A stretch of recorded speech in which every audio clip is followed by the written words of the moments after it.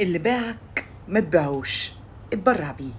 مش عشان هو يستاهل، لا، علشان انت اغلى من انك تتحط في مزاد العواطف. اللي اتعود يساوم عليك هيجي يوم عليه ويفتكر انه فقد جوهرة كان شايفها حصوة. ما تقفش على باب حد باعك ولا تستنى اللي قفلك البيبان. اوعى تستنى ان يرجع يفتحها لك بمزاجه. لو باب اتقفل اتأكد ان ربنا بيحوش عنك حتى هواه قبل ما يحوش عنك شره. بس اسمعني كويس، ما تكرهش اللي باعك. يمكن لما تتبرع بيه ياخد له فايدة عند حد تاني.